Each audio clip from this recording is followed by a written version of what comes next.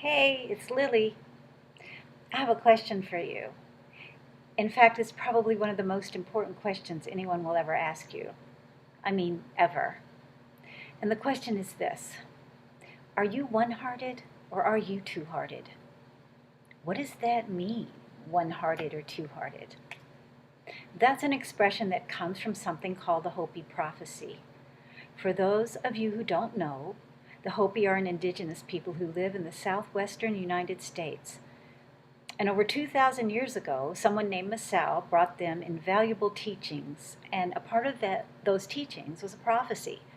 This prophecy accurately predicted so many things that have happened between the time that this prophecy was given to the people up until today. Things like World War I and World War II. It even contains a scarily accurate description of Hitler. It talks about the invention of electricity and the coming of the railroads and the laying of rivers of asphalt highways all across the land.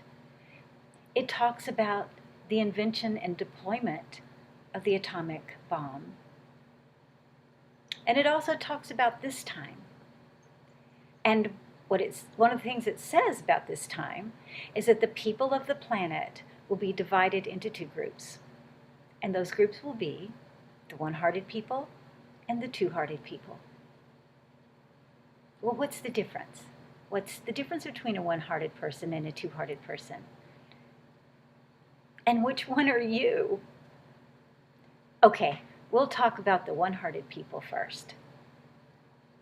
A one-hearted person is someone who never for 1 second ever forgets that they are one with everything. They are one with everyone and with everything. They know that every single human being on this planet is a part of their family, and that they are one with those people in an inextricable way. It doesn't matter whether that person has the same color skin they have. It doesn't matter what religion they practice or what country they're from or what language they speak or what their sexual preference is or what political party they favor. They know that they're all their brothers and sisters. They don't expect everybody to be like them. They honor the differences that each person brings and adds to this beautiful tapestry of life. They honor those differences. They appreciate them. Not only do they know that they're one with everyone, they know they're one with everything. Everything in creation. They're one with the sky and the ocean and the mountains. Everything in the vast universe. They are one with all of the plants and all of the animals. They are their relations. It doesn't matter whether that thing has fur or feathers or scales or skin. They're one with everything. And they honor the sacredness of each thing, no matter how tiny, no matter how far away. They know that what they do will affect everything. And so because of that, they never do anything unless they first ask themselves this question: is this going to hurt anything? Is this going to harm the whole? Is this going to cause harm to the planet? Is this going to diminish life, not just for me, but for the whole? Or is this a good thing? Is this the best choice in this situation? Is this going to help? Is this going to benefit the whole? If they cannot answer that question in a positive way, then they will do whatever they can to do something different. To do something different because they know that their action will affect the whole. And they know that they are responsible for what their actions create. They can't get away from that truth because it's in every cell of their being. And they don't just know it on an intellectual level. They don't just talk about it. They walk the talk. So that's the one-hearted people. What about the two-hearted people? What are they like? Okay, the two-hearted people are people that I call us and them people. Yep, they're us and them people. They don't know that they are one with everything. They don't know that. In fact, they live in a delusional reality that tells them that they're separate and that what they do has little to no effect on anything else.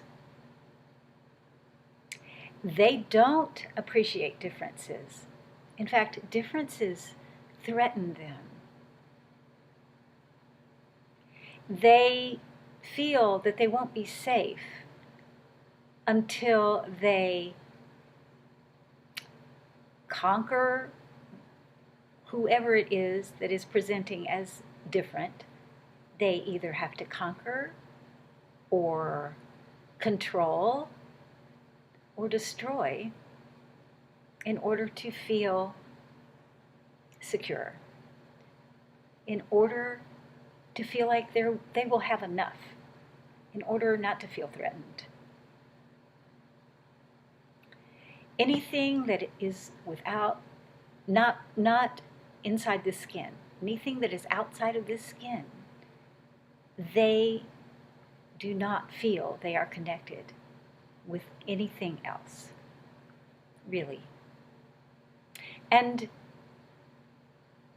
this is a really, really dangerous delusion because it leads to serious, selfish and self-centered behavior. It leads to toxic and dangerous decision-making, reckless and thoughtless, and sometimes cruel behavior. It's what has gotten the world into the situation that we find ourselves today. It's not a good way to be. It's not. So, what do the Hopis say about these two people at this time in the modern day? What's going to happen? And what will happen to these two groups of people? They say that something that, or the actions of the two-hearted, the toxic actions and decisions that are made by the two-hearted will catalyze a series of catastrophic events. And at some point during those events, 3 days of darkness will descend upon the planet. And when the 3 days of darkness is over and it lifts and the light returns, we will find ourselves in a world without the two-hearted. The two-hearted won't survive. So see, this is why it's really important that you ask yourself this question. And if you can't, with 100% surety, say to yourself and say to the world, yes, I am a one-hearted person. Of course I am. Of course I am. I never for 1 minute forget that I am one with everything and that what I do affects everything else. And I have a responsibility to make sure that my actions are beneficial to the whole.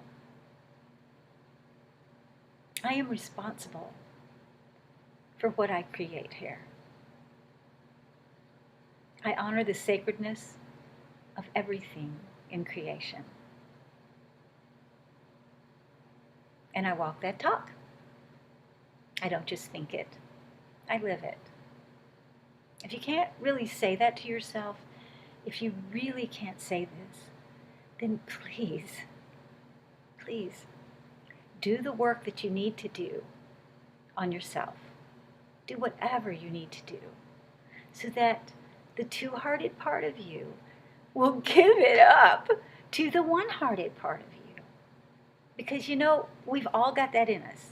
We all have that one-hearted part of us. We were born with that.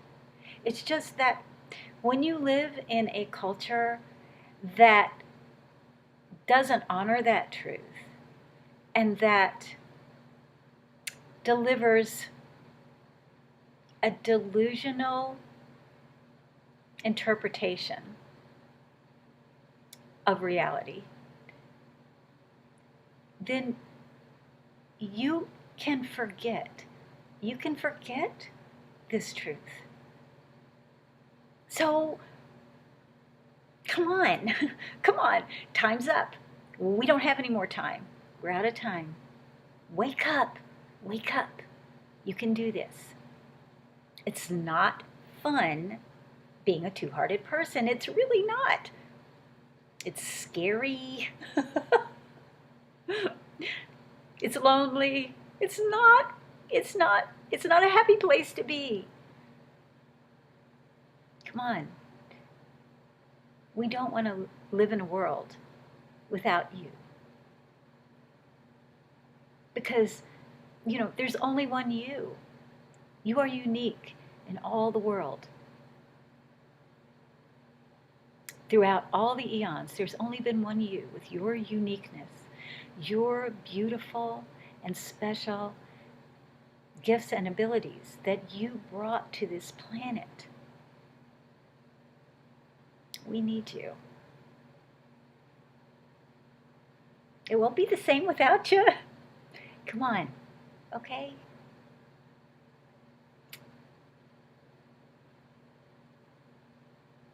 You can do it. I know you can.